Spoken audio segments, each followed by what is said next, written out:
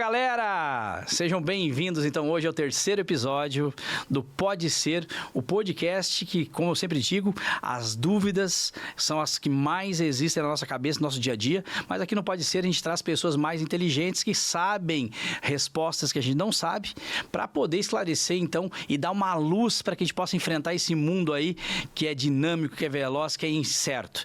E hoje eu trouxe um convidado super especial, um especialista em empreendedorismo, coordenador de atendimento do Sebrae Rio Grande do Sul, o Aldo, né, como a gente chama, né? Eu brinquei hoje, não é irmão do Alexandre de Moraes, né? Não é irmão do Elias, também da Regla, que veio recentemente aqui também, é o Aldo, né, o Aldoir, para falar sobre empreendedorismo gaúcho, principalmente das dificuldades que o empreendedor está tendo aqui no Rio Grande do Sul, após toda aquela tragédia, aquela semana caótica, aquele mês caótico que a gente viveu. Então, tenho certeza que vai ser um podcast maravilhoso. Aldo, seja bem-vindo. Ô, meu querido Ronan, espero que a minha luz não seja apenas o que brilha da minha careca. Aldo, assim, tá ofuscando um pouquinho, quando eu boto o óculos aqui, a luz ali tá pegando, e como eu sempre brinco aqui com o pessoal, quem é o Aldo? Da onde é que ele vem? Do que ele se alimenta, né? Fala pra nós um pouquinho da tua história aí, maravilha, que é cheia de transformações na vida de muitos empresários, não só na Serra, como também em todo o estado. Maravilha. Primeiro é um prazer estar aqui conversando contigo. Espero que essa luz, né, que a gente consiga gerar uma boa energia aqui e quem vai nos ouvir, nos assistir depois, consiga tirar alguma coisa legal aí para a vida, né? Mas, tia, eu nasci em Lagoa Vermelha, Rio Grande do Sul, né, 77, numa cidadezinha lá chamada Caseiros. Na verdade, palestrei lá, Aldo, conheço Caseiros. Na verdade, eu me criei em Caseiros, mas nasci no Hospital São Paulo de Lagoa Vermelha, porque naquela época não tinha município de Caseiros ainda. Uhum. Então, é uma região muito boa lá de produção, né, de muita produção. Foi lá que eu aprendi pescar, que eu ia trabalhar na lavoura de batatinha lá com meu pai. Então eu vim de uma família assim da roça, né? Aqui na Serra Gaúcha agora, no Rio Grande do Sul, a gente fala da colônia, mas naquele período lá é uma cultura um pouco diferente, né? Tem uma mistura tem mais caboclo naquela região ali de Passo Fundo, Lagoa. Enfim. Certo. Então a gente fala da roça. E ali eu me criei, Ronan, assim, na roça, né? Milho, batata, atividades assim mais de subsistência. E aí eu comecei a estudava no colégio de Caseiros e fui me desenvolvendo. E lá pela década de 90, no início de 91, a minha família disse, vamos morar em Flores da Cunha, trabalhar com uva, com vinho. E ali a gente carregou o caminhão, lembro até hoje, assim, eu vim em cima da carga do caminhão. tu e os cachorros. E as vacas, os porcos. Trouxeram tudo junto. E lenha, tudo que tinha direito, né? Então, foi uma mudança, assim, muito legal. E a Serra Gaúcha, especialmente Flores da Cunha, para mim era, assim, a terra prometida. Porque o meu pai veio no meu tio, conhecer o lugar antes. Teve um tio que veio um ano antes, ali na região de Flores da Cunha, e já trabalhava ali. Certo. E aí meu pai veio e aí ficou conhecendo, é pra cá que a gente vai vir morar e viver, enfim, trabalhar, né? E Flores da Cunha, se não me engano, é a terra do Poço Sim, né? Isso, exatamente. É uma cidade ali, eu estive no Poço Sim certa vez, mas aquela região é muito empreendedora, né? Aquela italianada ali, o que ela bota a mão, ela faz o dinheiro verter, né? Vou dar um dado para ti, não só Flores da Cunha, mas na Serra Gaúcha, a cada 7 pessoas tem uma empresa, tem um CNPJ. Então, isso cresceu muito. 10 anos atrás era 1 para 10. Então, claro que teve a questão do MEI, que abriram muitas empresas e tudo mais, né? Mas é uma região, a Serra, que tem muito. O empreendedorismo, ele está no sangue, tá? As pessoas querem ter o seu negócio, o seu trabalho, querem se desenvolver, querem ter o seu... ser dona do seu nariz, como se diz, né? Uhum, certo. Mas só concluindo, então, em 91 a gente veio para Flores da Cunha e ali eu fui estudando, fui me desenvolvendo e vim morar em Caxias do Sul, então, em 96. Entrei no grupo da RBS ali, trabalhei durante 10 anos na TV Caxias, como dizem em italiano, Canalotto. Canalotto. Canalotto. Né? Mas o que tu fazia na TV Caxias? Era na área comercial ou já dentro de uma estrutura de programas? Eu enfim. comecei apertando o botão, né? Então tinha uma central... Que nem o Carlos aqui, que nem o Carlos, nosso operador aqui, tá? Eu tinha a parte da exibição, então que tinha as propagandas, né? A RBS TV lá tem essa área. Peguei a época ainda da fita Betacam, né? Então naquele período não tinha ainda o que tem hoje da tecnologia digital e tudo mais. E ali eu trabalhava final de semana, vendo a programação, colocava as propagandas no ar, fazia o roteiro da programação. Então nunca assisti tanta TV na minha vida, novela, jornal, tudo que se imaginar, né? Ficava trabalhando 6 a 8 horas direto. E ali começou a minha trajetória profissional. Foi o meu primeiro trabalho, né? E aí logo já fiz a faculdade, fiz a minha primeira graduação na UX, né? na Universidade de Caxias do Sul, administração com comércio exterior. E fui trabalhando, morava com a minha tia naquele período, né? E fui me desenvolvendo, sempre acreditei muito, desde lá da roça, a minha família, meu pai dizia assim, estudem.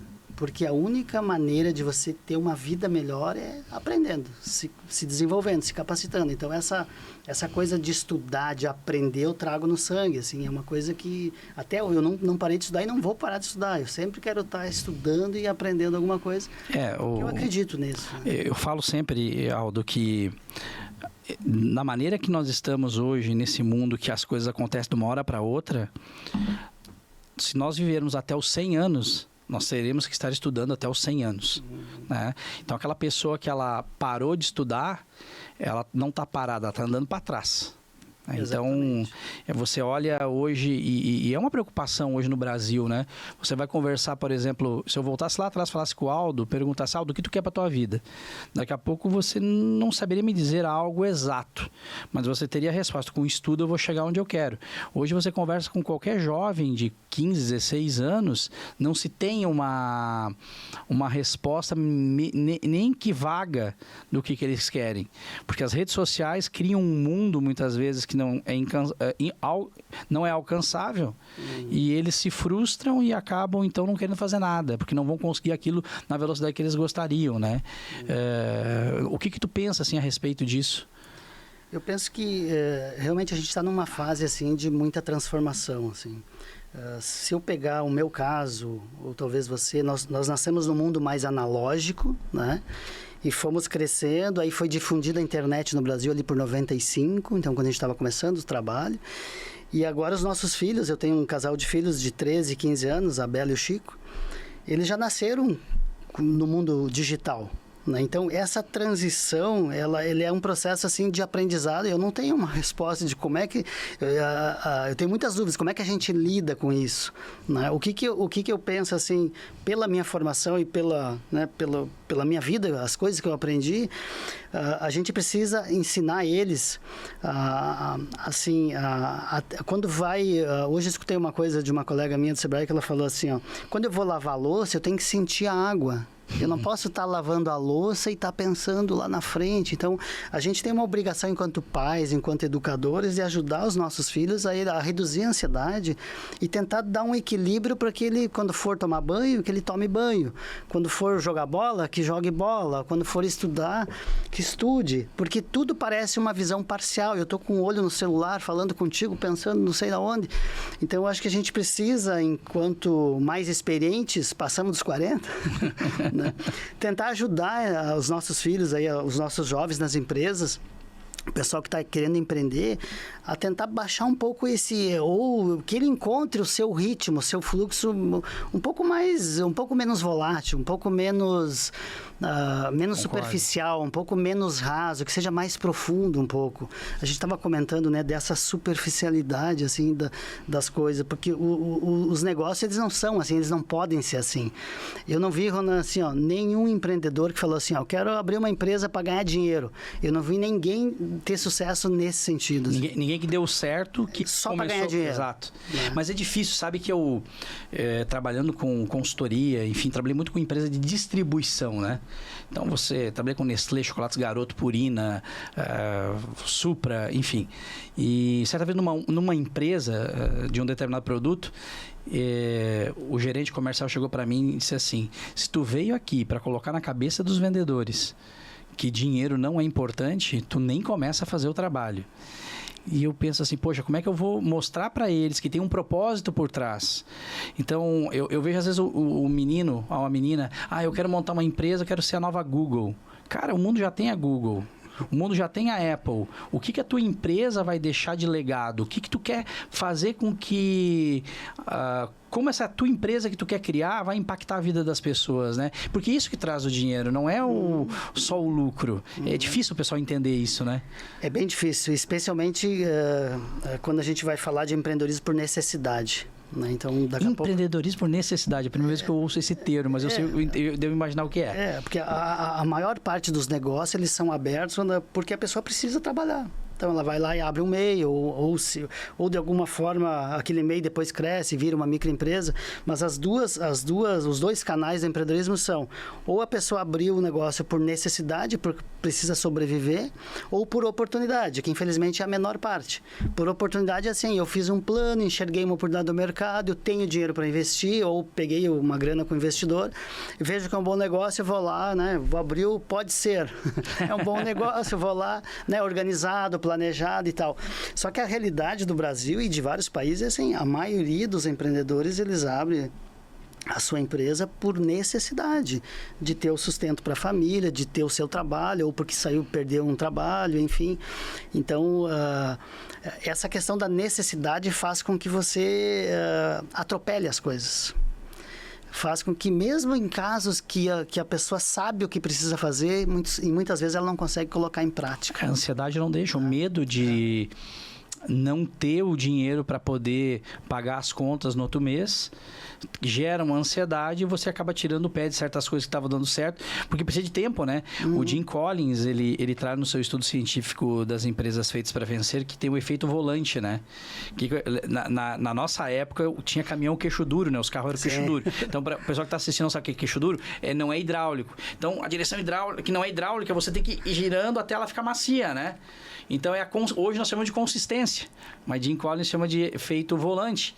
Então, às vezes, você vai...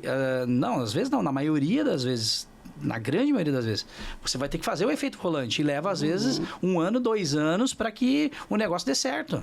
Exatamente. E essa parte da persistência, né, de você organizar algo e persistir...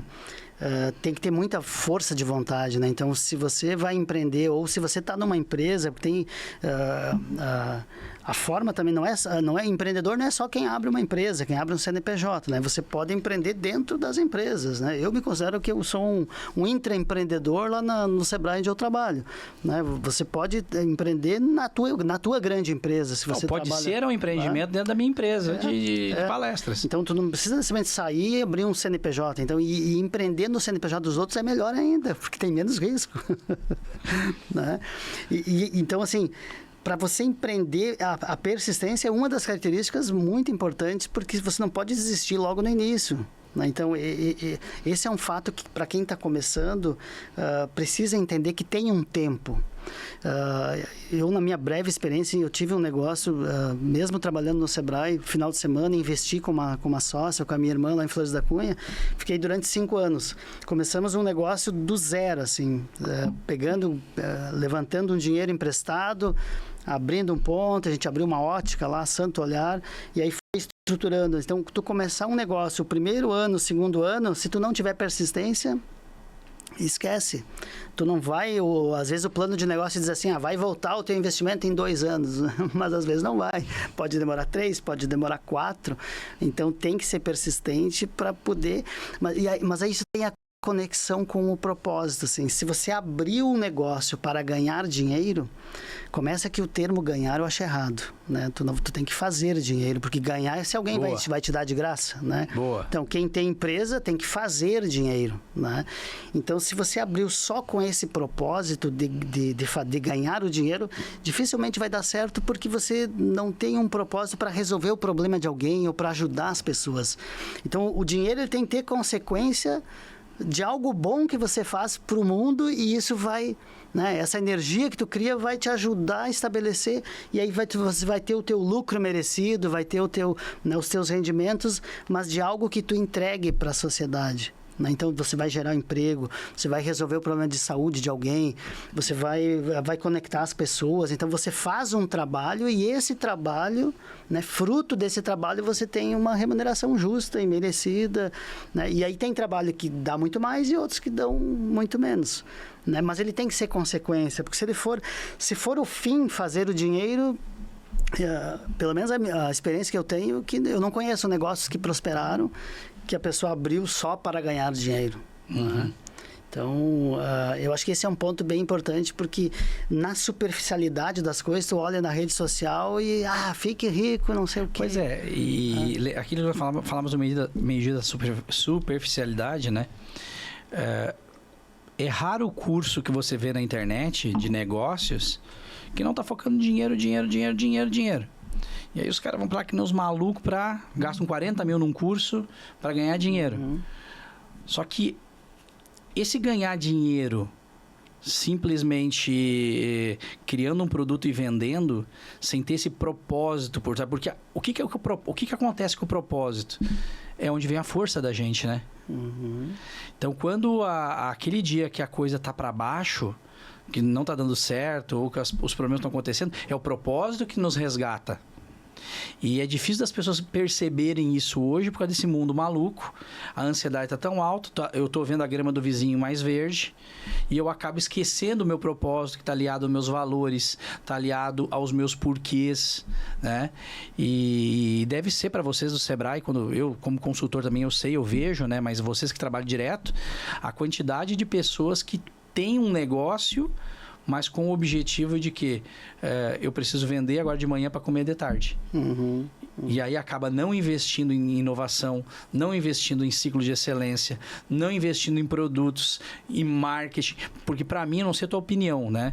Um dos setores, o setor mais importante de um negócio é o vendas. O marketing e vendas, porque ele que vai trazer as pessoas para dentro da loja, né? Tu tá com razão, e se tu olhar a estatística, né?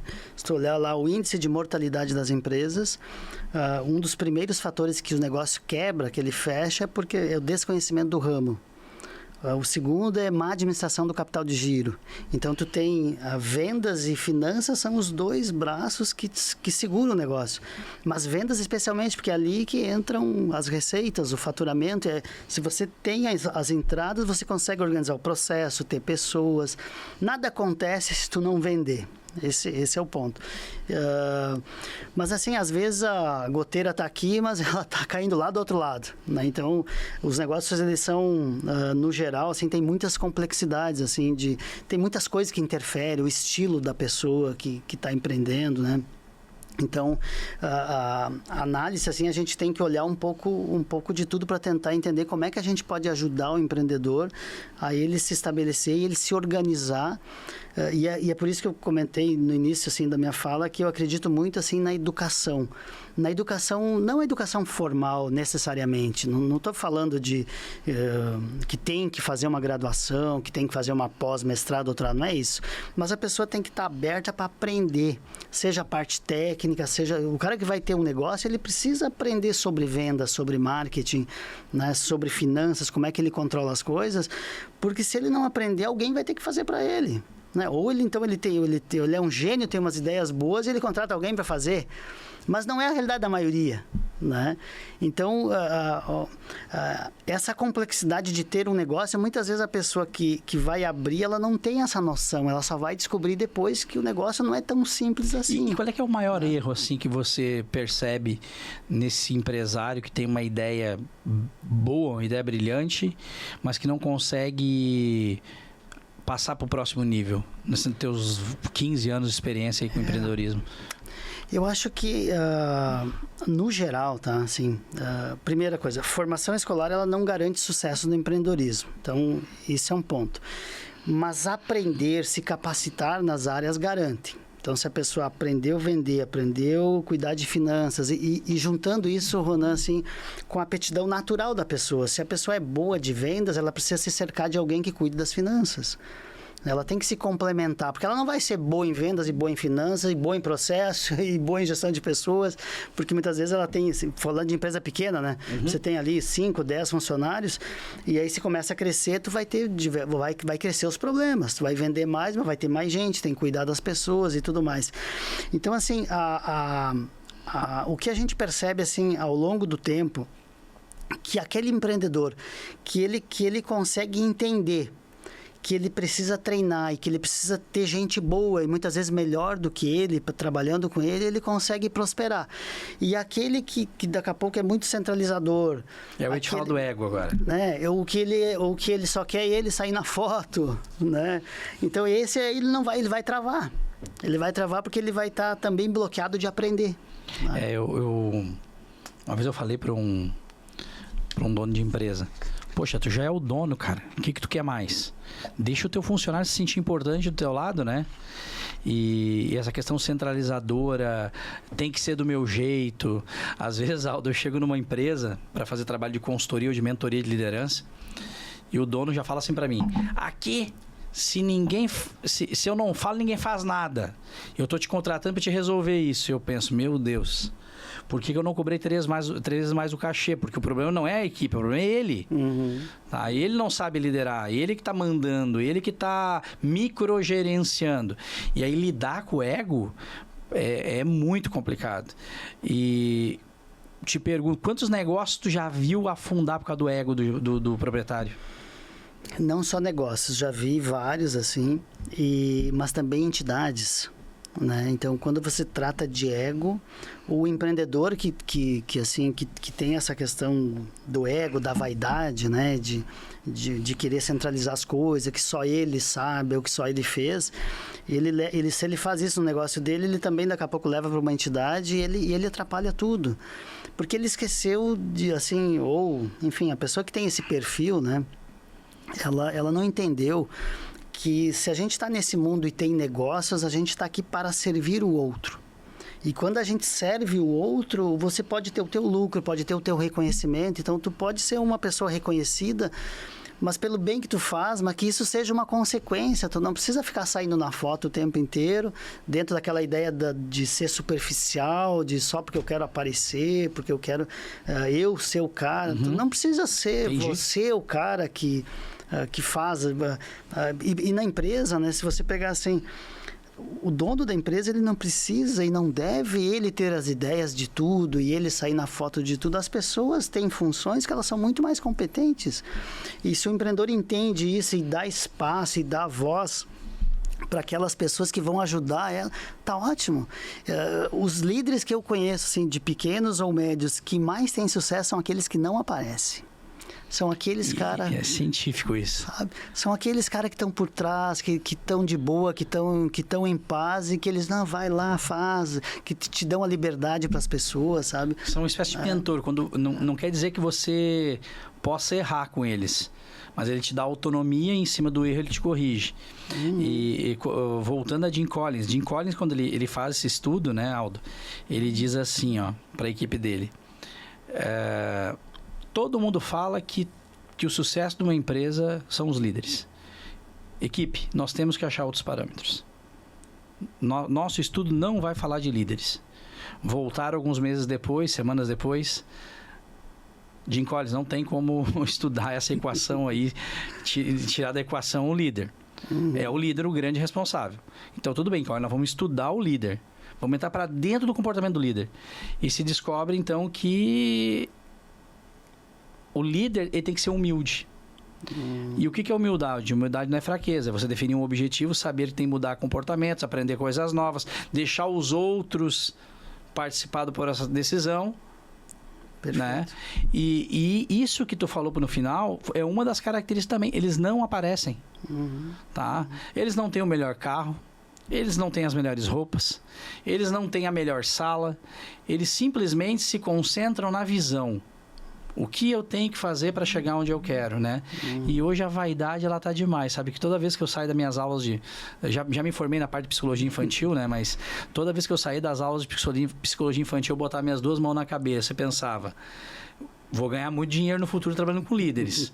Mas, cara, que dor de cabeça que vai ser. Exatamente. Eu concordo plenamente com esses conceitos, assim, e penso, assim, estou também vivendo nesse momento esse desafio de ajudar uma equipe, né, a se desenvolver, a fazer as entregas, e eu tenho pensado e utilizado ferramentas, assim, que os empreendedores podem utilizar, que é de tentar enxergar uma visão mais ampla das pessoas que trabalham contigo, né, de entender, assim, se o papel do empreendedor, eu acho que se ele se dedicar a isso, ele vai ter um resultado melhor da própria empresa. Mas fazer isso de coração, assim, de entender se a pessoa que trabalha contigo, se ela está bem de saúde, se ela está fazendo os seus bons relacionamentos com os parceiros, com os clientes, se ela está fazendo atividade física. Coisas práticas que no montante da vida, a parte espiritual, porque se o empreendedor ajuda e dá liberdade para as pessoas a construir lá um PDI, por exemplo, se ela possa se desenvolver, a empresa não é obrigada e não deve ajudar em todos os pontos, mas principalmente nos pontos de trabalho que envolve a carreira, ela pode dar liberdade e pode dar estímulos, porque tem muitas ações ou não que elas são ações que não envolvem dinheiro. Se o empreendedor consegue ajudar, daqui a pouco é uma conversa com aquele colaborador que está com algum problema de saúde, de estímulo a uma atividade física que pode ser gratuito, pode ser uma caminhada, pode ser uma corrida, pode ser andar de bike, pode ser ou melhorar a alimentação, ou melhorar o sono. Então, porque daí tu tem uma visão mais integral da pessoa e o negócio, as entregas, elas são consequências disso, porque tu não vai ter uma pessoa entregando nota 10 se ela está com um problema em outras áreas. Mas é difícil. Nossa, Aldo, nós vamos entrar num assunto agora que é difícil do pessoal entender, né? É difícil. Do empresário entender. Principalmente quando você fala de empresas aí com 30, 40, 50, 100 funcionários, né? Uhum. Aí é onde o RH ele tem que entrar forte, trabalhando isso, né? Uhum. Então, a maneira como a gente se sente impacta o resultado. Então, nós temos que ter, como líderes, nos preocupar com o salário financeiro, mas o salário emocional? Uhum. Mas ele já está ganhando dinheiro. Sabe, eu te falei que eu trabalhei já com futebol, né? Na seleção brasileira, na Granja Comaria, onde eu já tive a oportunidade de trabalhar com 2 seleções,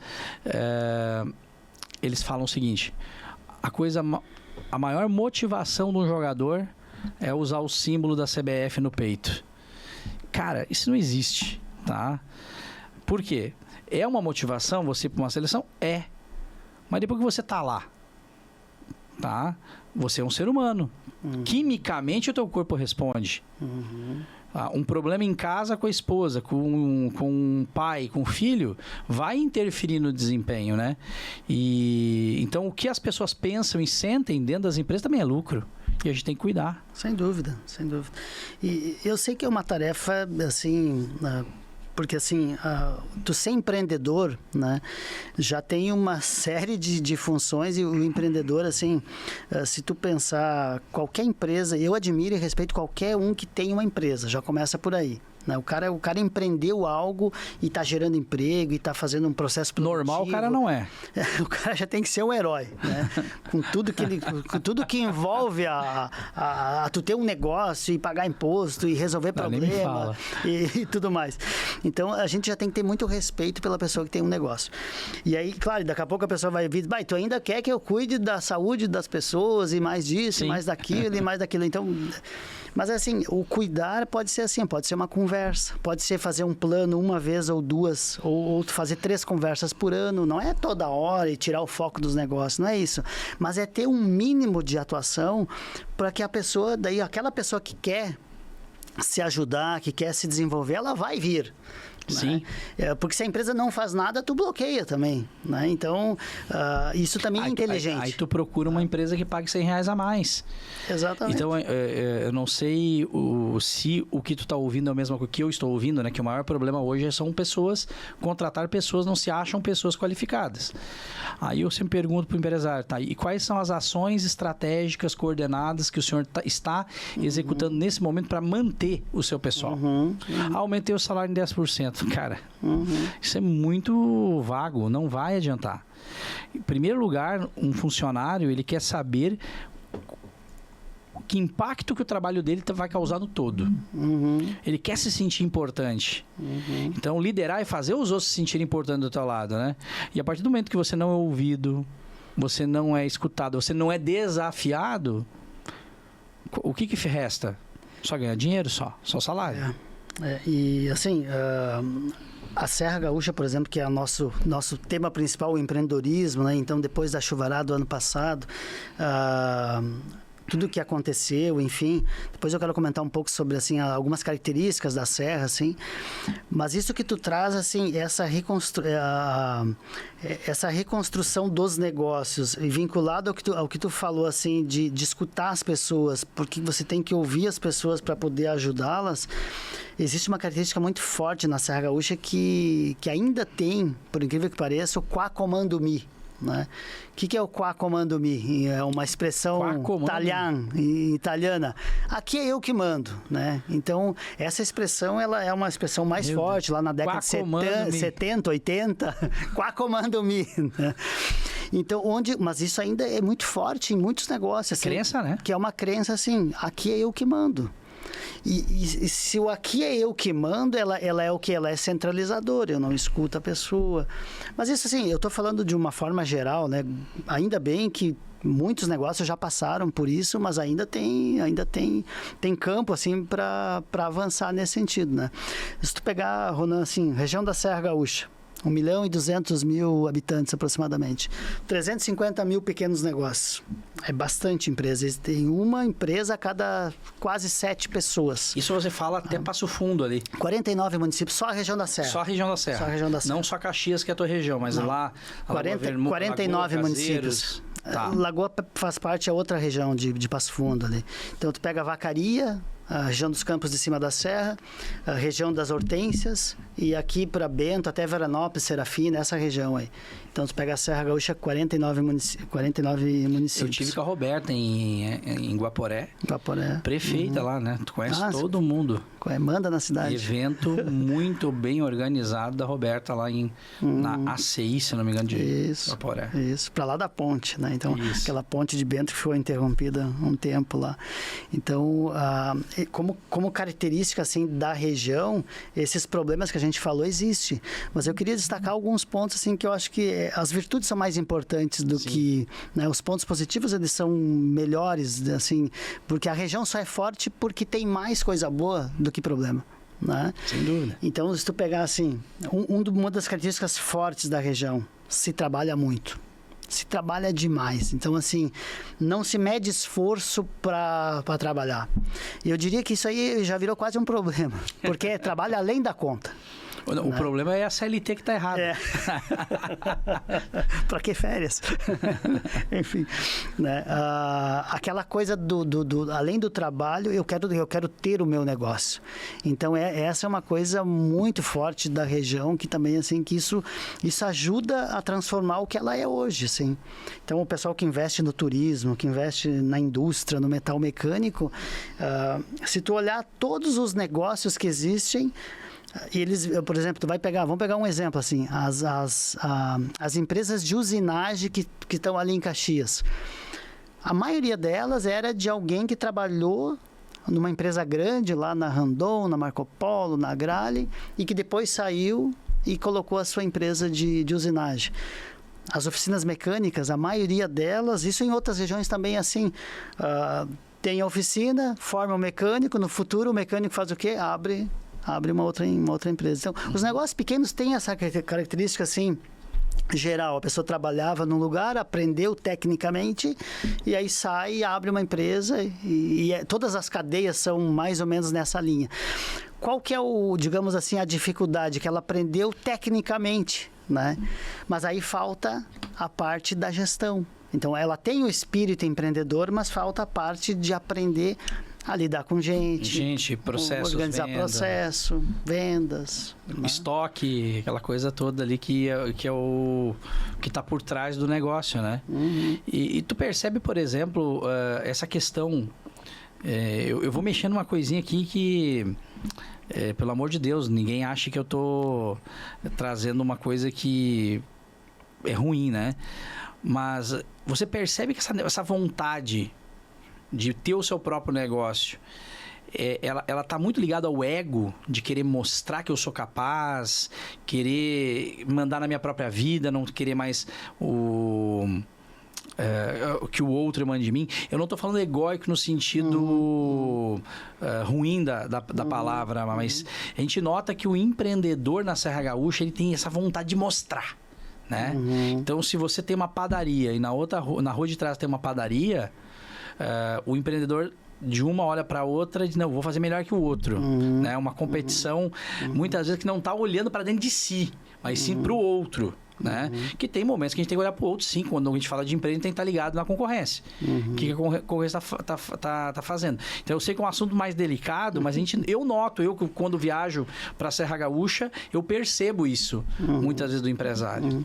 Mas é comum, Rodan, o assunto ele é delicado, mas ele tem se a gente conversar com as pessoas de qualquer região da Serra, eles vão te dizer, aqui se cresce pela inveja. E é verdade. Eles falam isso? Eles falam abertamente. Eu sabia que tinha alguma coisa. Eles falam abertamente. Então, tem o produtor rural lá que comprou um caminhão, né?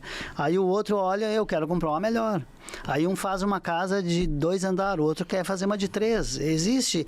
Isso até certo ponto... É saudável. É saudável porque a região só é o que é por causa disso. O problema é quando o foco estiver só nessa parte, egóica, digamos assim, maléfica do ego, né? Que eu só quero fazer porque eu quero aparecer e tal. Eu só quero trazer um ponto assim, que eu acho que é importante, que daí é um ponto positivo, que é o seguinte... a região da Serra teve muita imigração, né? Especialmente de italianos e de alemães também, e outras, né? E demais. Mas essas duas são as mais fortes. Essa coisa do quero fazer, quero empreender para aprender, ela também é uma coisa de necessidade, porque as pessoas sofreram muito lá atrás. Então, elas tinham que criar algo para sustentar suas famílias. E aí, as pessoas, elas começaram a querer fazer. Então, o empreender é uma digamos assim, ela está no sangue, uma coisa de sobrevivência. Para mim poder superar isso aqui, eu quero empreender. Então, mas eu acho que tem também essa parte isso do ser humano. Isso é do ser humano, viu, Aldo? Em psicologia a gente fala que um trauma de uma geração passa para outra geração. É como se fosse no DNA, mas não é no DNA, é no comportamento, né? Então, se você pegar... Uma vez eu estava no aeroporto da Etiópia, em Addis Abeba, e a gente foi servir na mesa, estava fila, né, para pegar o buffet. E nisso chegou 5 chineses na frente, atravessaram e não cumpriram a fila, né? E um desespero para servir comida. E aí eu falei para a pessoa que estava comigo, fica tranquilo que isso é normal. Eles passaram fome 2, 3, 4, 5 séculos. Isso está no comportamento herdado, né? Então você veja bem, o pessoal veio da Itália, veio da Alemanha, veio da Europa, numa situação complicada, difícil. Isso vai passando de geração para geração. Né? O que falta é chegar num momento e dizer, peraí, não precisa ser assim, né? Então é super normal do ser humano, né? Então empreender é uma coisa que está diretamente ligada ao ego. Tu sabia, até vou te trazer uma informação, sabe por que tu é líder hoje? Não sei. Tá? Você que está me ouvindo, por que você é líder hoje? Porque lá no passado tu não foi amado da maneira que tu queria ser amada, porque agora tu sente a necessidade de ter esse reconhecimento. Só que tem 2 caminhos. Tem aquele reconhecimento narcisista. Eu quero mostrar que eu sou, para me fazer uma autoafirmação. E já no teu caso, no meu, né, que é aquele ego no sentido... Eu quero ajudar as pessoas, o mundo a ser melhor. Porque se o mundo vai ser melhor, eu vou estar num mundo, então, que me satisfaça. Então, esses 2 caminhos, né? Da liderança, no empreendedorismo, nos negócios, funcionam dessa forma, segundo a psicologia. Olha aí, ó. Coisa boa. Que bom que estamos nessa fase, né? Então, não, a gente escapou. Essa história do ego já foi, né? Coisa boa. Deixa eu te falar uma coisa, assim, muitos colegas e até amigos não sabem. Quando a gente veio para Flores da Cunha ali, em 91, eu trabalhei em parreirais, plantava alho, cebola e tal. E eu aprendi a falar o dialeto italiano. Né? Tu arranha então, fala bem. Parla um pouquinho. E olha que coisa legal, assim. Aí depois eu tive a oportunidade, enquanto gestor de projetos do Sebrae, de participar de algumas missões internacionais. E a gente foi numa feira, tive o privilégio de participar numa feira na Itália, em Milão, numa feira chamada EMO, que é uma feira de máquinas e pesadas e tal. E aí, na Itália, né? Então, a gente saía do hotel, pegava um metrô, e aí eu comecei a falar com os caras do hotel, no dialeto. E eu me realizei, porque assim, Eles entenderam? Eles entenderam. E eu entendo praticamente tudo, assim, mesmo o italiano formal eu consigo compreender. A dificuldade maior é se expressar, daí, até porque não usa isso no dia a dia, né? Mas olha que coisa bacana, é isso que eu digo, que a gente só vai entender as coisas depois que tu passou. Então eu aprendi o dialeto trabalhando nos parreirais lá em Nova Pádua. Né, lá amarrando as parreiras, colhendo uva, fui aprendendo, né, pelo ouvido, não fiz curso assim de saber escrita, mas isso me ajudou a me deslocar lá numa feira na Itália. Então aquelas coisas que eu falei no início, assim, a gente às vezes não entende por que aprende algumas coisas, e aí a gente só vai entender isso lá na frente. Então aquilo lá serviu para mim, para me ajudar lá conduzindo um grupo de empresários lá numa feira, né? Então toda a experiência é válida, né? Essa é uma coisa muito muito legal. Assim, eu acredito muito assim se a gente tem uma forma de se desenvolver é se educando. Né? É aprendendo. Então, se a gente está aberto para aprender, tu falou que depois dos 40 o nosso cérebro já começa a desandar. Sim. A gente tem que frear isso e tentar empinar de novo, né? A gente falava aqui no off, né, que é dos 20 até do 0 aos 20 o cérebro vai em pico, depois ele se mantém abaixo, depois dos 40 ele desce. Dá pra gente diminuir o ângulo da queda, mas ele vai cair. Para que esse ângulo não diminua, no caso não seja muito forte, né, tem um ângulo melhor, é aprender, é buscar num podcast experiências novas. Você vai fazer um atendimento a um cliente, você está lá buscando experiências novas, tentando ouvir o que está, não só nas palavras, mas o que está por trás dessas palavras. Às vezes tu está, como tu falou, estava colhendo uva, colhendo alho, e você aprendeu um dialeto. Talvez naquele momento tu pensou, mas quando é que eu vou usar isso? Tu usou lá na Itália, né? Essa informação. E aí que tá. Precisa estar no momento presente. Porque se tu não estivesse no momento presente, ou seja, se lá atrás tu estivesse pensando só na frente, tu não teria aprendido dialeto. E aí tu ia te quebrar quando estivesse em Milão. Exato. Tá? Então a gente tem que sair dessa carga emocional pesada de ansiedade. Não, vem cá, vamos ficar aqui no podcast. Ou no piloto automático. É o tal do piloto automático. Né? A gente tem que sair desse piloto automático.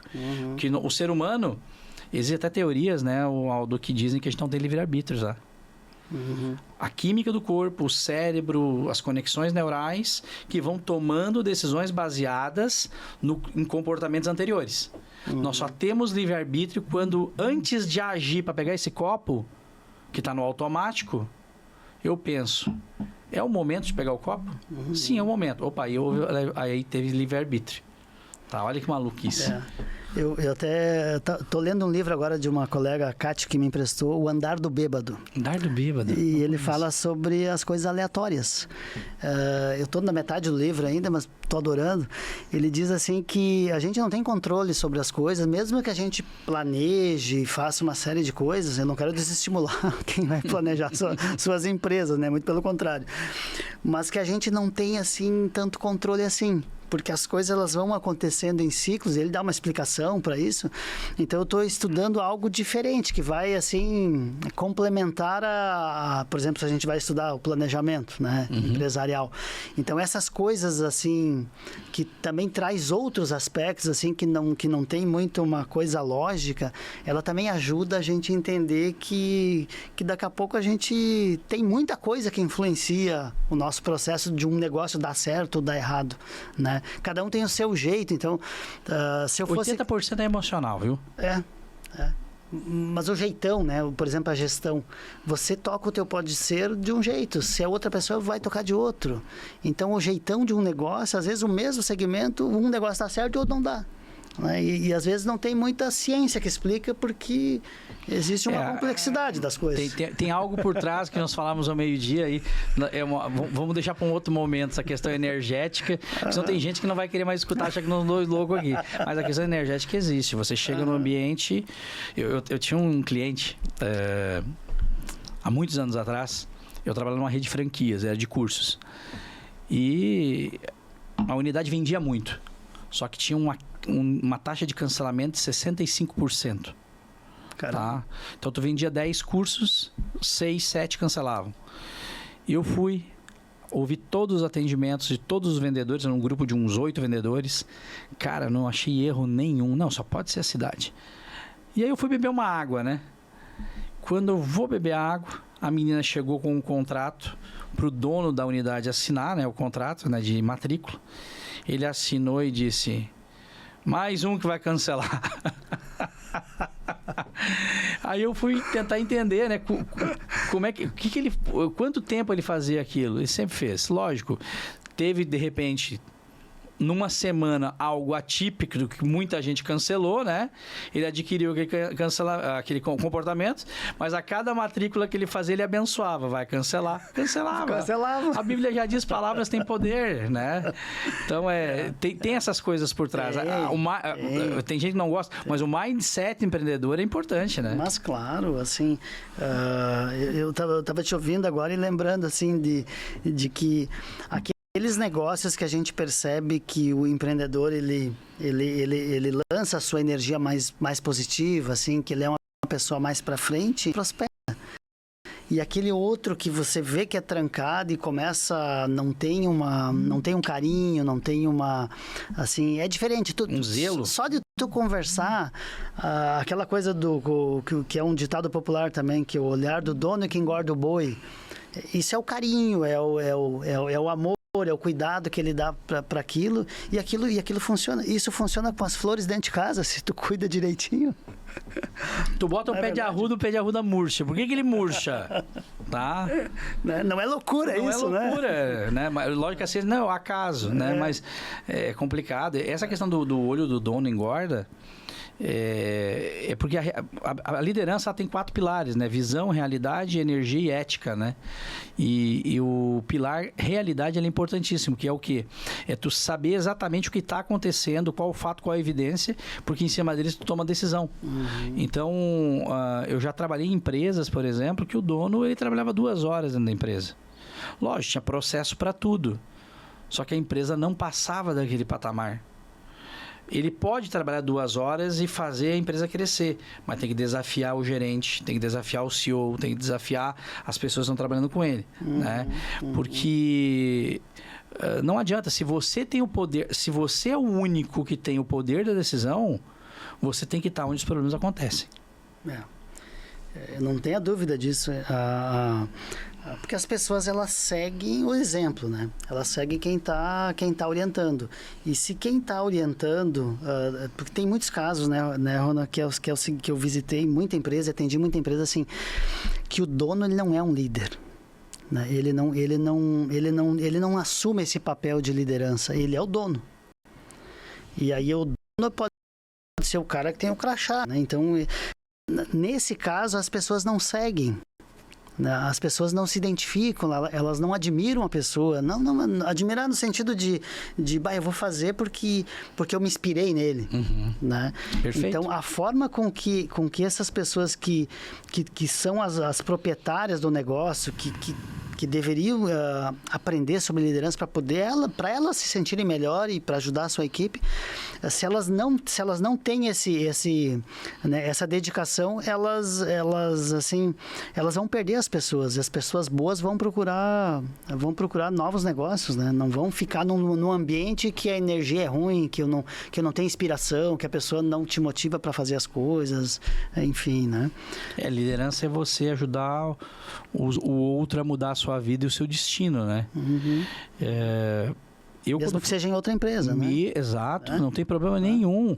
O Ronan trabalhou com o Aldo no Sebrae 1 mês, 1 ano, 10 anos, mas toda vez que ele passa na frente, por exemplo, do Sebrae, ele olha com gratidão e diz: aqui eu trabalhei com um cara que me ajudou a ser melhor. Eu sou o que eu sou hoje porque eu passei por esse cara.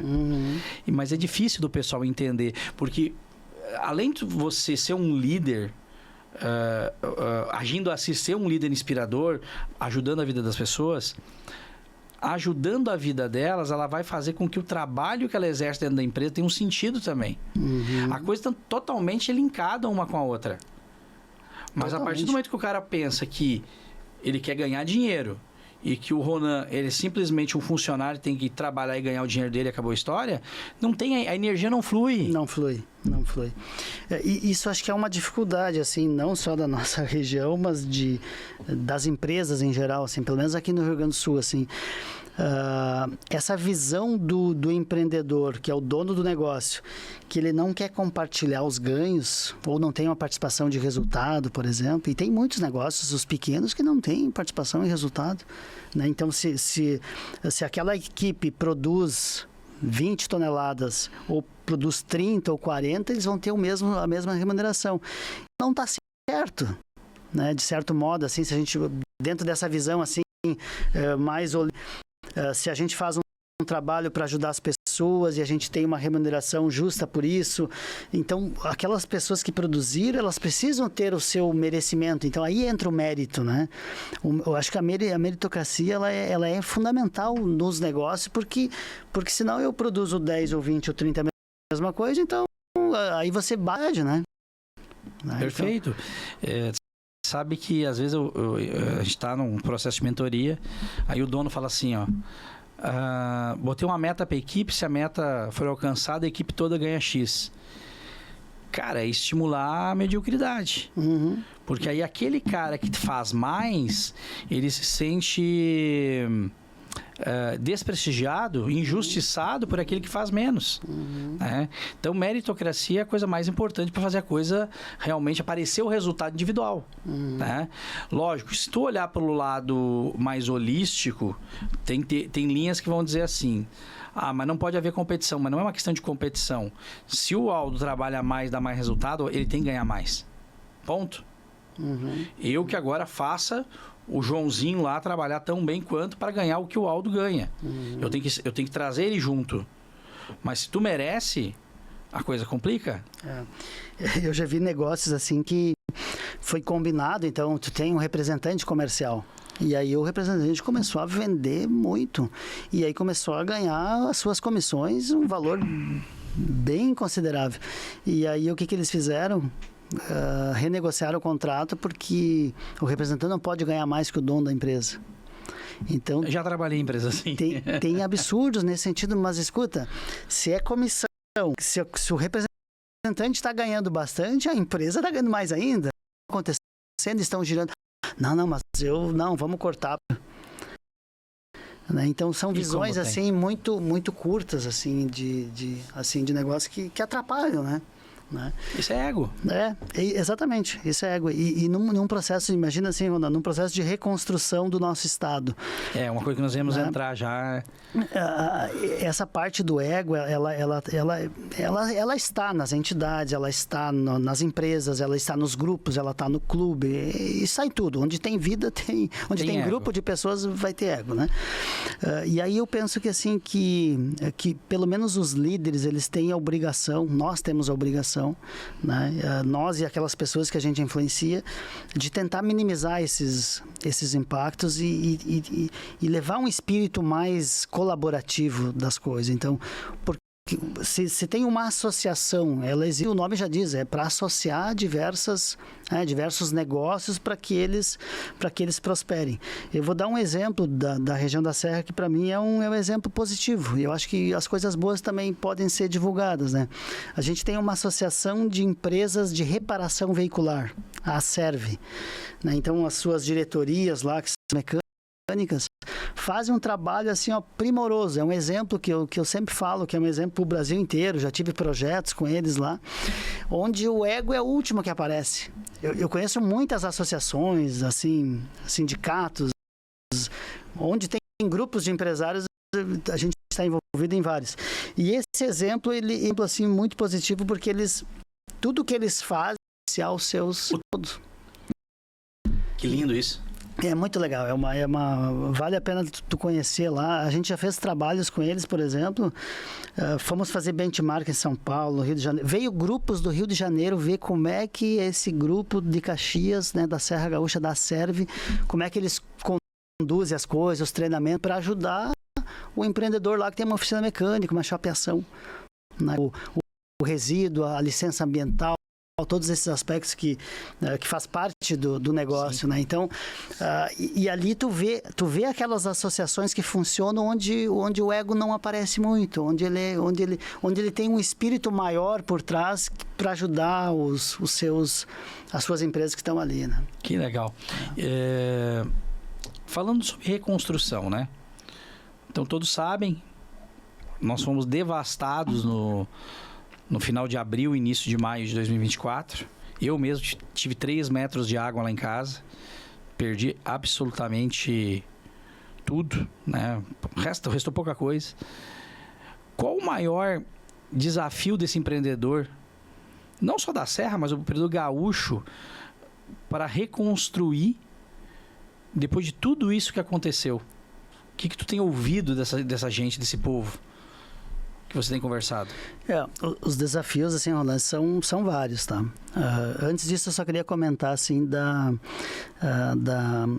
porque a gente fala de ego e tal, então a gente está falando de vícios, de problemas, né? De coisas ruins, né?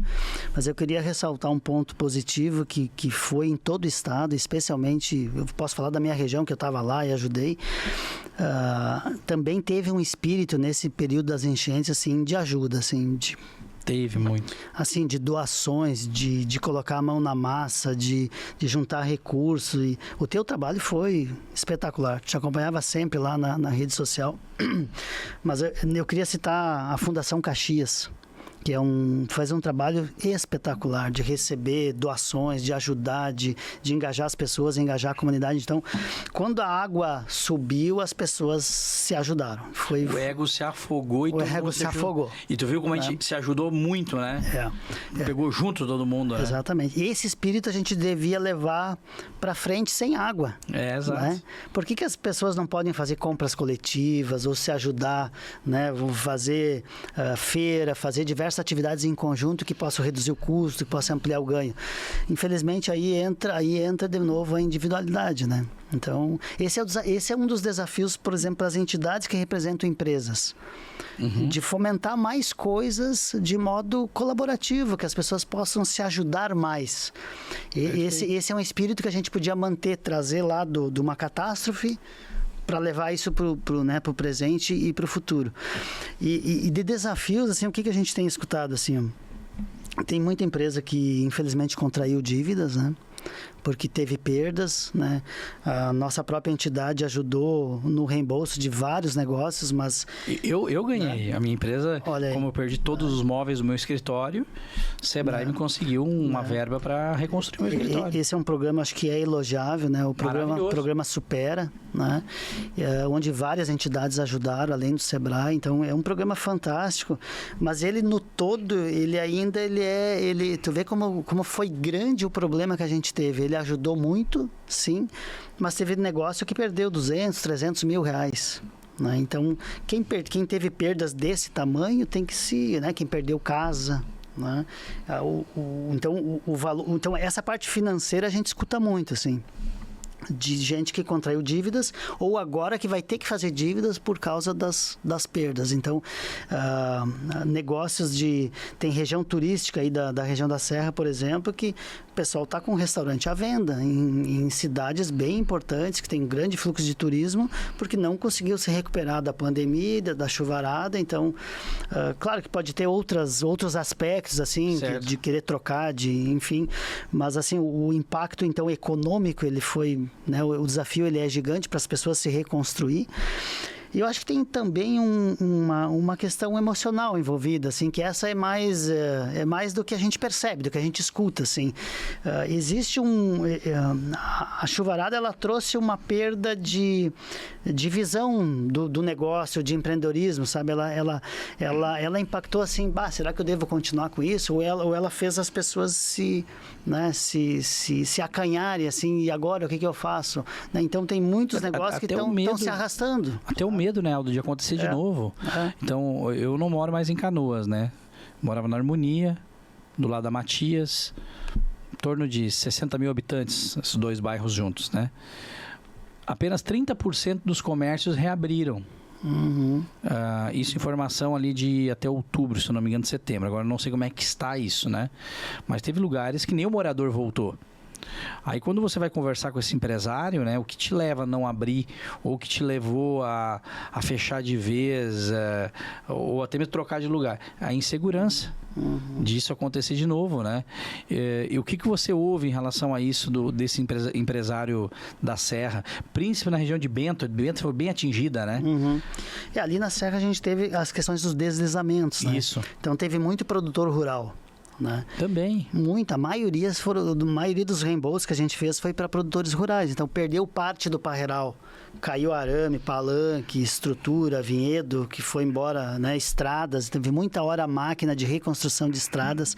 Ronan, se você desce ali, passa Bento, sentido Veranópolis, passa a ponte, aquela ponte dos arcos ali, e ali tem obra agora do DENIT trabalhando ali direto. Então, inclusive tem o pare e siga, assim, então o trânsito ainda não está normal. E depois da chuveirada ficou um período grande ali não passava ninguém no início, aí depois foram corrigindo isso. Teve uma outra ponte que caiu do outro lado, e aí você olha a serra, aqueles morros ali, parece que alguém pegou um picão gigante, jogou lá em cima e foi. É impressionante, né? É um negócio de louco, assim, são cicatrizes que ficaram. Né? Então, mas no caso dos produtores, por exemplo, graças à região ser uma região forte, claro, não vou falar uma coisa que é para tá todo mundo bem, todo mundo rico, não é isso. Mas assim, o pessoal, quem já estava estabelecido há mais tempo, se você reconstrói, aquilo que perdeu, não tem o que fazer. Mas você já vai ter a outra safra, então a própria linha agrícola, no caso do agro, ela tem crédito mais subsidiado, é diferente dos negócios, né? Os negócios urbanos, que na região da Serra teve muito pouco, a gente teve um total de 384 reembolsos até agora. Então, perto das regiões aqui de Canoas, Porto Alegre, é nada, né, em termos de número. Claro que teve os prejuízos, sim, lá de deslizamentos, né, mas comparando é muito pouco, graças a Deus, né? Então, essa turma aí do agro, eles vão se recuperar, tiveram suas perdas, obviamente, né? Principalmente assim, quem teve perdas de vidas, então ali não tem o que fazer, né? Ali teve uma perda emocional para quem ficou e teve vários negócios que levou embora tudo mesmo, né? E o luto é o mesmo, tá? As fases do luto são a negação, raiva, barganha, depressão e aceitação. Quando uma pessoa morre, mas quando você também vê a sua casa sendo soterrada, quando você vê a sua empresa sendo destruída, é o mesmo processo. Então eu escutei muito do pessoal do Supera, tu sabe que do SBDC também, que agora não é mais SBDC, como é que é mesmo Assessoria. nome? Assessoria de Negócios Sebrae, eu ajudei a Suzana, né? Na implantação e tal. A gente ouvia muito do pessoal que essa parte emocional, ela impactava. Tu imagina, eu devo imaginar vocês como consultores, né? Como analistas, coordenadores, chegando lá para ajudar aquele empresário, mas ele está ali nessa fase dos 5 ali. Se ele não está na aceitação... Ele está nas outras 4, tu pode ter certeza. Está com raiva do governo, está com raiva do banco que não deu o empréstimo, está com raiva até do Sebrae que só deu aquele valor e ele queria R$1 a mais. Tu não consegue nem ficar grato, Aldo. Tu chega ali uma pessoa querendo te ajudar, te dando uma... Tu não fica grato. Deve ter sido uma barra muito dura para vocês trabalhar com esse pessoal. Os nossos colegas que atendem diretamente a ponta, os relatos que a gente escuta dos consultores também, de arrepiar, assim. E tem que fazer esse papel, muitas vezes é mais escutar, né? Deixar a pessoa desabafar e lá, né? Então, o que podemos fazer? Vamos focar naquilo que dá para fazer, mas tem que ouvir, tem que escutar muito para a pessoa falar cura, despressurizar, né? E aí depois para poder enxergar os caminhos. Tem negócio que realmente não volta. Inclusive teve muitos atrasos de reembolso porque a pessoa não tem o recurso para comprar para depois reembolsar. Sim. Então tem ainda processo que agora vai concluir agora no próximo, acho que no próximo 1 ou 2 meses a gente deve estar concluindo todos, assim, a maioria já foi. Hoje dá para dizer que do Supera 95% já está resolvido, né? Acho que foi uma baita ajuda, assim. Não, foi maravilhoso. Foi Qual é a empresa que fez isso? sabe? E qual o governo que fez? Eu vi pouca movimentação de prefeitura, pouca movimentação do governo federal, pouca movimentação do governo estadual no sentido de reestruturar as empresas. Só o Sebrae. O Sebrae fez um trabalho maravilhoso. Né? Não foi só eu que teve a experiência de receber, né? Mas muitas pessoas que eu vi que tiveram ali como é que se diz? Poxa, agora eu estou com uma esperança de fazer acontecer de novo. E a própria assessoria, né, Ronan, ela levou um acolhimento, né? A gente focou logo no início, depois de junho ali, começou deu prioridade para quem teve os deslizamentos, né, o Introágua, e aí acolheu essas pessoas. Então ali o pessoal pelo menos já sentiu, não estou sozinho. Né? Eu acho que esse é um aspecto também do empreender, né? O empreendedor ele não pode estar sozinho. Nunca, jamais. Ele não deve se sentir sozinho.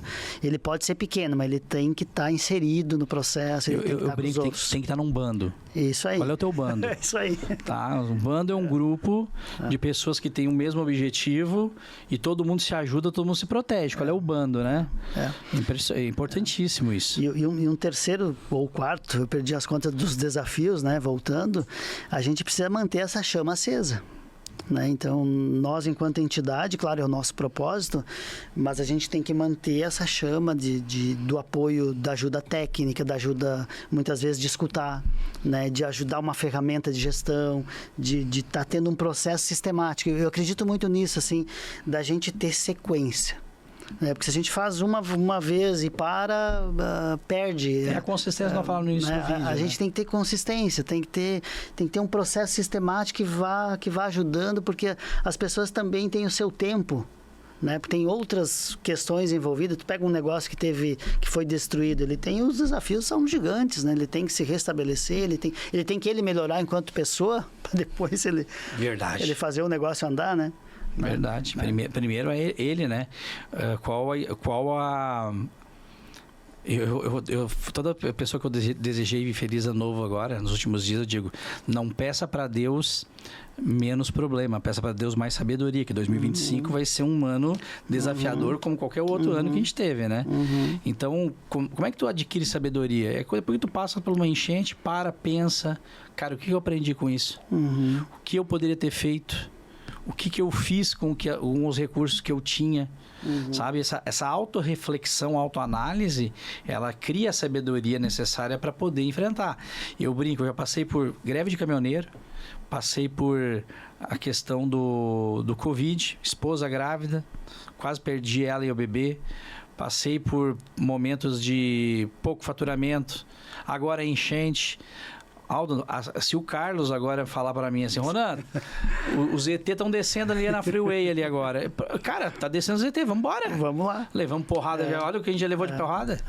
Ô, Ronan, eu acredito muito nisso que tu falou e demorei um certo tempo para aprender que às vezes é o seguinte, tu vai ajudar a empresa a fazer o planejamento, né? Aí vamos pegar uma ferramenta.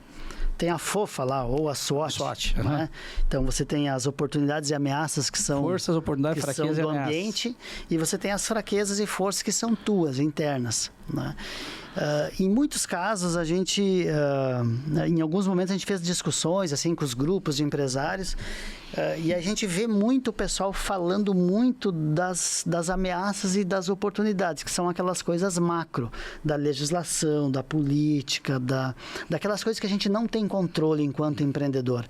E eu procurei, e aí demorei um tempo até para entender isso no início da trajetória do Sebrae, já estou há 18 anos lá. E depois que eu entendi, eu comecei a falar mais sobre isso com os empreendedores, porque assim, o que a gente consegue mudar? Você, enquanto empreendedor, o que tu consegue fazer é o que está na tua mão. E eu procuro dar muita energia nesse ponto. Perfeito. Porque assim, eu vou brigar com a tributação. Quantas reuniões já foram feitas para tentar mudar o negócio? Tu vai pegar, chegar em Brasília, pegar uma fichinha e esperar alguém te atender? Não vai ser assim. Eu vou mudar uma questão ambiental. Então, aí sim, os empreendedores que têm algum problema, procuram uma entidade, uma associação para ela ter uma força maior para tentar mudar algo em termos de um grupo. Tem que mexer por aí. Mas no dia a dia, no curto prazo, Nós estamos falando em reconstrução, eu tenho que mexer aquilo que está na minha mão. Como é que eu resolvo? Porque não adianta eu querer esperar que a tributação caia e eu não controlo meus custos. Eu não vou esperar que a legislação muda e eu jogo meu dejeto no riozinho que passa perto da empresa. E isso que eu falo que é mente de campeão, né? Então, quando eu falo que eu vou no esporte, o pessoal acha, tu ganha grana no esporte. Não. Eu vou pegar essa cabeça do campeão, vou pegar essa cabeça do atleta, do técnico, da equipe e vou trazer. Um dia eu estava na CBF e um dos profissionais mais velhos de casa da CBF, né? O Miguel, hoje não trabalha mais lá, tinha quase 30 anos de CBF. Então, imagina, o que já passou pela mão dele, né? Caramba. Ele me disse assim, tô gostando muito do teu trabalho aqui com a seleção feminina. Opa, obrigado, Miguel, porque ele não dava conselho pra ninguém, né? Não dava elogio pra ninguém, ele era muito fechado, né? Filho de ex-militar e filho de militar, né? Aí eu perguntei pra ele, mas o que te leva a me fazer esse elogio? Ele falou uma coisa que é engraçada, e é tudo isso que nós estamos falando. Ronan, aqui a gente não quer saber se a menina tem um trauma com a mãe porque a mãe não deu seio para ela quando ela era pequena. Ela tem que entrar amanhã contra a Suécia, tem que jogar bem e nós temos que ganhar o jogo. Né? Ou seja, o que tu pode fazer? Tudo bem, teve problema com a mãe? Teve. Tá, mas a partir daqui o que nós vamos fazer? O problema é que a maior parte das pessoas não são ensinadas para lidar assim. Uhum. Nós estávamos na mesa ali conversando com a Cláudia Midori, né? Que é tu estava ali aquela hora que chegou, quando tu chegou, estava a Cláudia ali, não estava? Cláudia, Japão, 30 anos no Japão. Porque eu gosto muito do japonês. O japonês, ele olha para o problema e já cria uma estratégia. O que eu vou fazer para resolver esse negócio? Uhum. Só que nós não somos ensinados dessa forma. A cultura ocidental, ela é uma cultura que muitas vezes leva a gente a se vitimizar. Aí vem o ego de novo, o narcisismo. Uhum. Não, porque alguém tem que me ajudar. Não, ninguém tem que te ajudar. O que tu vai fazer com essa porra? Uhum. Tá? Uhum. Então, às vezes, a gente tem que pegar o empresário e trazer ele para a realidade assim. Exatamente. E quando a gente não consegue, Aldo, tem que chamar a esposa, o filho e dizer assim, tem que levar esse cara para consulta. Eu já encaminhei muito cliente meu para consulta psiquiátrica, que ele não estava conseguindo reagir, né? E tem casos, Ronan, assim, que o cara não quer se ajudar. Também. E muitas vezes, assim, porque às vezes, digamos assim, tu encontra nas reuniões, o pessoal diz, faltam programas de incentivo, faltam isso, faltam aquilo. Mas tem muito programa gratuito que não é preenchido. A gente tem vários programas que tem dificuldade de encontrar as pessoas dispostas a se dedicar um tempo para fazer aquela atividade. Seja um assunto de inovação, um assunto de mercado. A gente tem programas lá que tu tem dificuldade de achar as pessoas para elas... Fazer de graça. De graça. 100% gratuito. Tem muita coisa. Tempo para ir no bailão no final de semana, tomar uma cervejada, tem. Mas aí a gente volta assim, a gente é um reflexo de uma cultura que a gente não valorizou a educação, que não, sabe? Mas chegou um momento, Aldo, que aí uma das primeiras coisas que tu falou no início do áudio, do podcast, que foi a questão das mudanças, né? Uhum. Esse cérebro não quer mudar os hábitos dele. Só que a gente vive num mundo que as coisas estão evoluindo de tal forma que os hábitos têm que ser mudados a toda hora. Tem que mudar. Então, o empreendedor que antes tinha uma certeza absoluta, a única certeza que ele tem é que não pode ter certeza de mais nada. Uhum. É simples assim. Uhum. Aí tu luta. Por que eu falei muito do ego, né? Porque é o que eu luto muito com os empresários, né? E é muito claro. A empresa que tem sucesso, dentro do processo de mentoria, de consultoria, o ego é pequeno. Uhum. Aqui o ego é grande, não tem como funcionar. Uhum. Então aí você vê o cara que eu sempre fiz assim do meu jeito, que é o caso do líder empreendedor, né? O que é o líder empreendedor? O cara, o fundador, que é o dono. Eu sempre fiz assim. Eu fui chamado agora, recentemente, só não vou falar o nome da empresa, por em off eu te falo. Uma das maiores empresas do país no setor, tá? Pediram para fazer uma reunião com o sócio, com o diretor, CEO, blá. Ele não aceitou fazer o trabalho, porque ele tinha que mudar. E não está aberto. Não está aberto. Aí qual o resultado? O gerente dele, agora na sexta-feira, me falou, e fazia uns 2 meses isso já, falou, Ronan, não deu mais certo, tô indo embora. Pô, Quando os melhores começam a ir embora, significa que algo na cultura está acontecendo que as pessoas não querem mais ficar aqui dentro. Isso me fez lembrar de uma história. Eu atendi um grupo em Bento Gonçalves e tem um empresário muito legal lá, o Edemar Benatti, de uma empresa de TI, tem um software. Isso já faz... Será que não estava naquela palestra que tu me contratou lá? Não sei, talvez. Como é que é Qual é o nome do evento mesmo que tu me contratou? Nem lembro. Esqueci lá. Como é que eles não vejam agora? É o Covid. É o Covid. Mas bom, continua. E aí eu encontrei o Edemar um tempo depois num evento lá no da Londres e ele disse assim, porque teve um período, lembra das épocas do PGQP, qualidade e tal... As ondas. Isso. Aí naquele período do PGQP, o Edemar disse assim, me dei conta que agora eu posso sair da empresa, porque a gente foi junto para uma reunião, veio para Porto Alegre, eu acho. E aí ele diz assim, o pior, sabe o que é? Eu descobri que quando eu saio de lá, a empresa funciona melhor. Então é mais ou menos o que tu estava falando, assim, se a pessoa se dá conta, então ela pode mudar, começa a flexibilizar, que tem pessoas pede boas. Ajuda. Né? Só que a questão é aquela, a nossa cultura não pede pedir ajuda. Né? É feio pedir ajuda. Imagina tu ir num psicólogo. Imagina tu ter um coach, um mentor, alguém que possa te orientar. Isso é muito feio. E não é feio. É humildade para chegar onde você quer, né? E você falava ali agora, me lembrei de uma outra questão das ondas, né? Me disseram que eu tenho clarividência, tá? A minha mediunidade é clarividência, eu tenho que desenvolver a clarividência, que é o quê? Eu consigo enxergar lá na frente. Não é que eu enxergue imaginando, não é que eu enxergue vendo, não. Eu me conecto com o futuro e eu consigo entender como vai ser o futuro, uma parte dele, né? Quando começou esse lance de boot, tá? WhatsApp boot. Cara, é legal? Tá? Mas as pessoas não querem isso, tá? Então, houve um movimento no Brasil, todo mundo começou a colocar os bootzinhos. Só robozinho. Só robozinho. O que aconteceu? Harvard trouxe uma pesquisa há alguns anos atrás que mostra que quem decide como quer entrar em contato com a empresa é o cliente, não é a empresa com ele. E aí agora a gente está vendo um movimento dentro do mundo corporativo para que não seja mais tão robotizado, tem que ser mais humanizado. Então, se você vai, por exemplo, falar com pegar Claro, vamos falar com a Nubank, enfim, com essas empresas, né? Tá humanizado o negócio. É uma coisa muito leve. Tá? Até tu pode se conectar com o robozinho para fazer as primeiras, para que lado eu vou, né? Tu vai para o financeiro, tu vai para a área de vendas, tu vai para a área de compras, mas depois tem que ser um ser humano, né?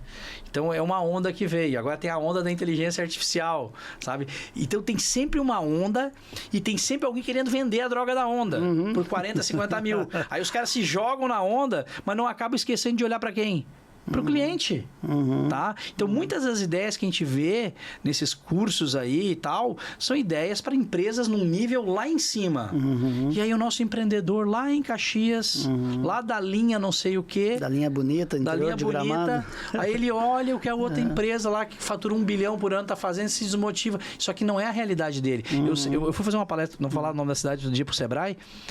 A minha sorte é que eu tive uma conversa de 1h30 antes com o presidente da CI, né? Eu mudei toda a palestra. Por quê? O que eu ia falar não encaixava com a realidade deles. É outra. Então, é uma coisa muito... Tem que ouvir muito quem está ali na ponta, quem está ali na tua frente. E essas micro-regiões, Ronan, assim, tu pega um grupo de municípios, lá na Serra a gente fez isso com os nossos analistas, né? Então, por exemplo, o Maico me conta que lá na região de Nova Prata, lá, por exemplo, essa parte digital o pessoal não gosta. Né? Eles não têm muita aderência lá, então aí a gente tem que entender assim, tem coisas que vêm para facilitar. Eu boto um robozinho para fazer algumas coisas, para dar algumas informações básicas, beleza, ajuda. Mas se a cultura daquela região é mais olho no olho, humano, eu tenho que fazer ações, né? Que levem, que respeitem essas diferenças, né? Se eu tenho um negócio pequeno nessa região, eu tenho que entender onde é que eu estou para poder me comunicar e para poder ter aderência com esse público, né? Por exemplo, assim, tem cidades no interior que eles ainda anotam no caderninho. E tá tudo bem. E tá tudo certo. Tem confiança, as pessoas vão lá, pagam, tá tudo certo. Ah, mas daí que tu começa a ter problema de inadimplência. Aí tu começa a criar ferramentas, o boleto lá, né? É uma transição gradual, né? Não é uma ruptura. O problema é que as pessoas querem implementar, às vezes, consultores, esses cursos, esses especialistas de rede social, que é rupturas, aí a pessoa pira. Eu conheço pessoas, por exemplo, na área da psicologia, agora eu vou te trazer, tá? Eu fui num curso uma vez e eu estava de staff no curso. Foi me pedido para coordenar o atendimento psicológico, né? Então eu coordenava os psicólogos, coordenava os terapeutas e coordenava os médicos psiquiatras, né? Nisso me chamaram que tinha um senhor em surto. Ronald, o cara tem surto. Aí fui ver o que estava acontecendo. O vendedor do curso lá fez todo um storytelling, criou toda uma narrativa para mexer emocionalmente na plateia, para a plateia ir lá gastar 50 mil num curso. E o cara entrou em surto, Aldo, porque ele tinha que vender um terreno para comprar o curso. E ele no telefone falando com a esposa, liga para fulano e oferece o terreno de 80 mil por 50 mil, porque eu preciso de 50 mil agora para fazer o curso, né? Então, cara, a irresponsabilidade é demais. Então, tu veja bem, se esse cara lá da linha bonita ouve um curso desses, não, tem que acabar a minha empresa, não tem mais o que fazer. Eu estou muito atrasado. Aí é onde entra os especialistas do Sebrae, os consultores que entendem Espera um pouquinho, calma, não está errado. Está fazendo um caderninho, está faturando, está legal. Vamos dar um passinho aqui? Gradativamente. Então, eu tenho um ranço, sabe, dessa deve ter notado, né? Porque a gente tem que entender as particularidades. E também acho que aí você tem esse conhecimento mais psicológico, assim, porque também tem uma coisa, né, nesse mundo dos negócios, do empreendedorismo, tem essa parte dos investimentos, por exemplo, que a gente escuta, né? Só vou fazer um comentário, assim. Por favor, mas fale. Pode despeja. Não, pode falar. Porque assim, a gente vê que às vezes não é nem empreendedor, enfim, a pessoa que às vezes ela é assediada por um dinheiro fácil. Né? Você investe aqui, as pirâmides, ou sei lá o quê. E aí você vê que tem muita gente que tem uma ganância muito forte de querer ganhar um dinheiro fácil.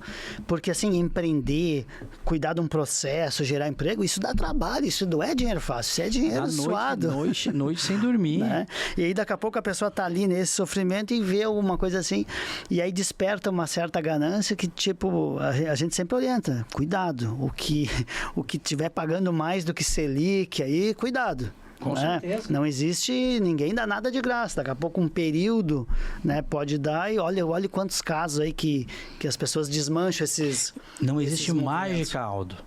Tem gente que ainda acredita no Coelhinho da Páscoa e Papai Noel. Eu tenho um conhecido, não vou dizer amigo, né, mas foi um bom amigo durante muito tempo. Hoje estão afastado. E eu notei que ele tinha parado no tempo, né? Aí eu dei uns toques para ele e tal. E um dia ele me chamou, preciso ter uma conversa contigo. E aí poxa, eu ouvi, é um amigo, né? Eu tava naquela correria, sabe, sem tempo nenhum, mas é um amigo, vamos lá. Aí marcamos ali se não me engano, no McDonald's em Canoas, né? Sentei na mesa e eu falei, o que tá acontecendo? Tô aqui para te ouvir. Não tenho um negócio para ti aí. Rapaz, me trouxe aquela como é que é a Telex Free, ou Nex... Lembra, Carlos? Qual é que era, Carlos? Me ajuda, Carlos. Telex não sei o quê, né? Pirâmide, né? Meu Deus. Eu falei assim, meu Deus do céu, né? Um cara tão inteligente, claro, desespero, ganhar dinheiro e cegou e vai naquilo ali, né? Enfim, mas não existe mágica, o negócio é trabalho. Processo, consistência, conhecimento, buscar entender como é que funciona. Uma coisa que eu estou buscando muito agora é geopolítica, para entender essa lógica toda. Bom, tu é do comércio exterior, né? Então a gente tem que entender um pouquinho o que acontece se um canal de Suez travar. Tá? A gente tem que entender um pouquinho se a China tenta invadir Taiwan. A gente tem que entender um pouquinho que se Coreia briga com a Coreia do Sul ali. E aperta um botão lá, a história aqui. O mundo está conectado, né? Exato. E aí tu tem que imaginar. É onde eu te falei da minha vidência. Eu olho para frente e isso aí não tá legal, tá? Não é assim. Né? Aí quando eu falo alguns, não, tu é pessimista, não é pessimista, é tu ligar os pontos, nós somos seres humanos. A inteligência artificial tá vindo, vai vir, vai ajudar, vai, mas ainda isso aqui, ó, não vai acabar. Cérebro humano com outro cérebro humano. O que é inteligência artificial, por exemplo, a gente está usando essas ferramentas aí de ajudar a escrever um texto. Então você dá as coordenadas e aí, daqui a pouco tem umas coisas meio malucas, né? A máquina sabe mais do que eu mesmo. Lógico, ela está nos ouvindo. Né? Mas assim, o que é legal assim para os negócios, né? Você usa daqui a pouco para responder algumas coisas básicas no WhatsApp, ou para te ajudar a montar um texto, ou para fazer uma ata de reunião, já tem as ferramentas lá que já sai prontinho. Então tem muita coisa legal. Agora, não vai substituir. E não deve substituir o humano, a pessoa que tem, né? Que nós somos assim, genuinamente, ninguém é igual. Cada um é cada um. Né? Agora, a gente pode fazer uso para os negócios? Pode. Né? E eu acho que a gente deve. Agora, não é a salvação da lavoura. Agora todo mundo vai ficar milionário porque veio a inteligência artificial. Não é isso. Mas é o que muitos vendem, né? E é o que muitos vendem. Uma coisa que a gente tem, eu falando com meu filho essa semana, uma coisa que ele pode buscar é engenharia de prompt, né? O segredo da artificial é você fazer a pergunta certa, né? Outro dia eu perguntei para ele assim, eu chamo ele de brother, né? Meu ChatGPT, né? Brother, quem foi o melhor piloto de Fórmula 1 da história? O melhor piloto de Fórmula 1 da história é muito subjetivo. Eu vou te dar os 3 nomes principais em ordem alfabética. Aí botou Ayrton Senna, Michael Schumacher e Lewis Hamilton, né? No caso, Lewis Hamilton e depois Michael Schumacher, né? Ele deu uma resposta. Aí eu fiz uma pergunta de coaching para ele, tá? Se você tivesse que escolher dos 3, qual foi o melhor?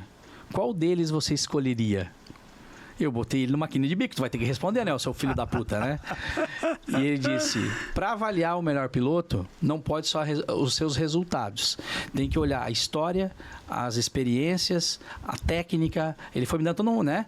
E o legado que ele deixa após o término da carreira. E sem dúvida, disparado, Ayrton Senna é o melhor piloto de Fórmula 1 acho que eu fico arrepiado, da história. Porque é uma resposta que eu poderia ter perguntado em inglês lá na Europa, nos Estados Unidos, ele teria dado essa resposta, né? Então, é você saber fazer a pergunta. Então, eu sou um cara que leio muito, né, Aldo? Antes de ler, o que eu estou fazendo? ChatGPT, você conhece o livro tal? Conheço. Eu quero que você faça um resumo de 50 páginas para mim. Blá, blá, blá, blá, blá. Opa, gostei do que eu li. Aí eu compro o livro. Tá? Então, é só saber fazer a pergunta certa. Exatamente. É ganhar tempo, né? Exatamente. E o empreendedor que está ouvindo, ele precisa entender essas ferramentas, porque daqui a pouco ele está comprando coisas de uma agência de publicidade que ele podia ter feito no chat GPT. Lógico, né? Verdade. Né? Ela falou da série do Senna, baita série. Assim, eu chorei toda a série. 6 episódios eu chorei. Tu sabe, eu tenho um capacete em casa, eu tenho escultura dele, eu tenho boné. Já estive no túmulo dele 2 vezes, né? É um determinado, disciplinado. Nossa. E deixou um legado pós-morte aí que está vivo ainda, né? O legado é o que a tua vida impacta nas próximas gerações, né? Então, nos pilotos ele impactou no sentido da segurança, na maneira de pilotar, e a gente olha... O Senna virou um arquétipo, né? O arquétipo de Jung lá, né? Que se você vê uma águia, a águia vai te ensinar, vai te ajudar o teu cérebro a criar dopamina para você alcançar seus objetivos, né? O capacete do Senna, aquele amarelo ali, força de vontade, determinação, disciplina, resiliência, né? Maravilha. Então, muitos empresários, né, se espelham no Senna, por quê? Porque ele é um cara que inspira eu querer ser melhor, né? É um cara fora da curva, né? E tem muitos empreendedores que também atingem esse patamar, assim. Na Serra Gaúcha, nós temos o Neco da Sim, né? Que é fantástico. Nós temos o Leandro da Aposto Sander. Se pegar o seu Raul Randon, que já é falecido, né? Então deixou uma história gigante. Os filhos dele estão conduzindo lá. É fantástico, né? Não, tem uma série de empresários. E esses empresários que eu quero trazer cada vez mais para poder contar histórias. Porque a história... inspira. A história faz a gente olhar e dizer assim, poxa, e não é a história de como é que eu cheguei a fazer uma empresa de 1 bilhão de reais, não. É o que tu passou por cima lá na hora de montar. Vencer os perrengues, né? Que é só perrengue. Então, a internet, ela pinta um mundo, às vezes, Aldo, eu acho que parece um... Empreendedorismo de palco. Exato. E não é teatro. Não Empreender é teatro, não é cara. teatro. Não tem jeito certo, não tem jeito errado. Às vezes é na cara e na coragem e você lidando. Exatamente. Bom, chegando à parte final aqui, Aldo. Qual o conselho que tu dá para o empreendedor que está nos ouvindo aqui hoje, que está passando pelos maiores perrengues, está difícil, não está conseguindo superar a enchente, ou não está conseguindo fazer o seu produto se transformar num produto, ou sua empresa num case de mercado? Quais são os conselhos assim que tu, Aldo, o Sebrae tem para oferecer, até serviços para oferecer para esse empresário? Ronan, uma experiência que eu tive, que eu acho que às vezes tem vários empreendedores que passam por isso, né? Em determinado momento, no segundo ano que eu tinha empreendido, né, tinha investido, chegou lá acordei 3 da manhã, assim, o caixa estava zerado, né? Porque eu controlava a distância, né? Então, tudo online. O recurso financeiro, 0. No outro dia tinha um boleto de 1.500 para pagar. Meu Deus. Né? E acordei 3 da manhã, depois de 2 anos. Então, a gente teve uma história de mudar de endereço, investir em nova sala e etc e tal, e comprar mercadoria e tal. E aí eu parei e pensei assim, por que eu me meti nesse negócio? Né? Que daqui a pouco pode ter gente que entrou, não é nem questão da reconstrução da chuvarada, tá num outro negócio por outro motivo. Sim. E aí de repente está se perguntando por que eu tô nesse jogo, né? E aí aquela noite eu dormi pouco, eu confesso, mas aí eu refleti bastante e aí no outro dia eu acordei e eu agi. Aí liguei para minha irmã, vamos negociar com esse fornecedor, prorroga o prazo, vamos fazer uma campanha na rádio, vamos fazer isso. Então assim, eu acho que a principal dica é assim, a gente precisa agir. As coisas não vão acontecer. Se tá ruim, a gente não fizer nada, vai ficar pior. Então, se a gente fizer as coisas, quando a gente toma uma ação, parece que o universo, ele te ajuda, assim. A gente faz alguma coisa e alguma coisa acontece. Então, você promove as coisas e as coisas acontecem. Pode ser que tu faça uma campanha e não dê lá a história de vender. Sim. Mas, de acordo com aquilo, com a capacidade que tu tem, tu faz o que é possível e as coisas acontecem. O que não dá para fazer é ficar parado, é ficar esperando. E a outra dica é assim, peça ajuda. Peça ajuda para quem você puder. Peça ajuda para o Sebrae, peça ajuda para as entidades, peça ajuda para o teu amigo, peça dicas, assim. Porque se você não fica parado e você pede ajuda, a resposta vem. Sempre tem alguém que sabe como fazer, ou como ajudar, ou como achar uma alternativa, como te conectar com um possível cliente, ou comprar uma coisa mais barata, ou fazer as coisas acontecer. Eu acho que essas 2 dicas, assim, finais aí, com base naquilo no pouco que eu aprendi, naquilo que a gente pode falar. Maravilha, é o pensamento estratégico, né? Então, quando a gente faz terapia, a gente é ensinado na faculdade, né? Que o paciente, ele chega com uma demanda, a gente faz ele pensar o que tu vai fazer com isso daqui pra frente, é isso aí. Tô sem dinheiro, qual a ação estratégica que eu vou tomar para que eu venda meu produto? Perfeito. Gente, Aldo, muito obrigado pela participação. Tenho certeza que o pessoal que gostou foi muito útil, tá? Todas as informações, toda a tua experiência sobre empreendedorismo, essas histórias todas que a gente discutiu aqui, eu não tenho dúvida que o pessoal ele vai gostar bastante. Essas últimas dicas tuas aqui vai ter corte, viu?